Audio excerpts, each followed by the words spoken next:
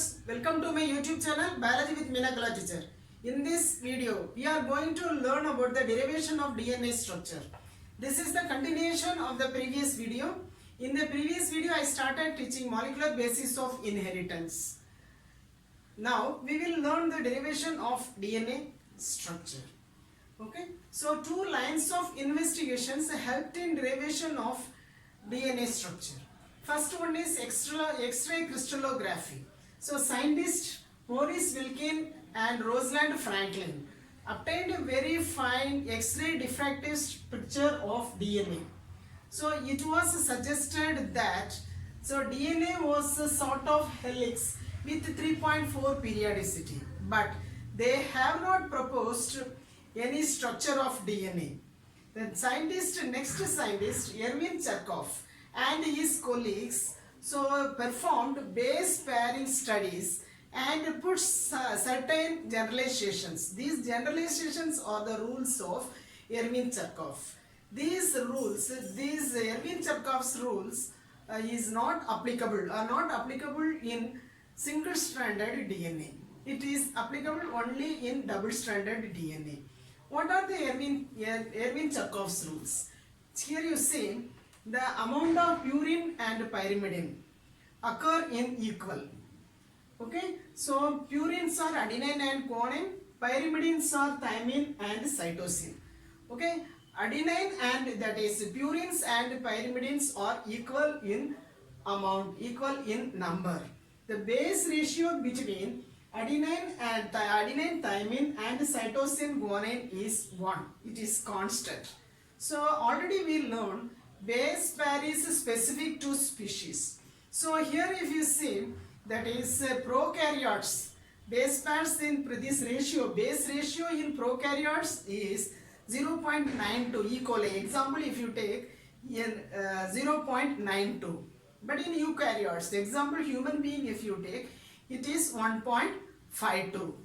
Okay, so if you see here deoxyribose, molecules of deoxyribose sugar and phosphate residue are also equal. Okay, so equal in number. Purine adenine is equimolar to pyrimidine thymine, like purine guanine is equimolar with pyrimidine cytosine. So these are all the rules of Erwin Charkov. Now, James Watts and Francis Crick.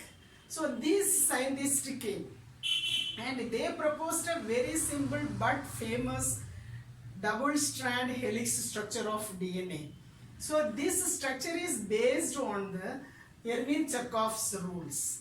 Means it is mainly, so one of the hallmarks of their proposition is base pairing between the two polynucleotide chains.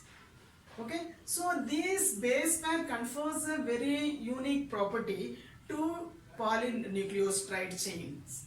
Okay, double-stranded polynucleotide chains. Here if you see, this is the double helix structure. So this structure if you see, each strand has base pairs.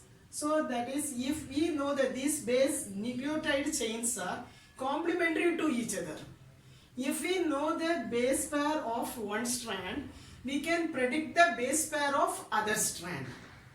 Okay, so these two strands can act as template. So then and synthesize new molecule. These new molecules are identical to the parental molecule. Now you see the salient features of DNA. Salient features of DNA if you see, they are double-stranded structure. So that is DNA helix is formed of two strands of polynucleotide chain. They run antiparallel fashion. Okay, antiparallel fashion. One is from 3' to 5' of one chain and 5' to 3'. So it is run, that is right-handed helical structure. It is run in that is antiparallel fashion at right-handed manner. Okay, so if you see here in this nitrogenous base, base pairs purines and pyrimidines, these purines and pyrimidines are pairing with hydrogen bond. So purines and pyrimidines are pairing with hydrogen bond. So and then at the same time you see here the backbones of strand, double strand polynucleotide strand is the chain of phosphate residue and the deoxyribose sugar. It forms the backbones of DNA structure. So when you see this DNA structure, you can observe that these base pairs are projecting from the backbone. These base pairs are projecting from the backbone. If you see in this double helix structure, these base pairs are pairing with purine and pyrimidine or pairing with hydrogen bond. Adenine and thymine are pairing with hydrogen bond, double stranded hydrogen bond, double bonded hydrogen. So that is, it is cytosine and guanine. Guanine and cytosine are pairing with triple hydrogen bond. Okay, here it is pairing with double hydrogen bond. Here it is pairing with triple hydrogen bond. So these hydrogen bond forming between the base pairs, okay, so form approximately unique distance between the two polynucleotide chain. Okay, between the two polynucleotide chain. Here if you see, there is in this strand helical structures, this helix turns at 3.4 nanometer. Turns at 3.4 nanometer. The distance between the two base pair is 0.34 nanometer. Okay, so the helix, that is the helix turns at 3.4 nanometer and it has 10 base pairs.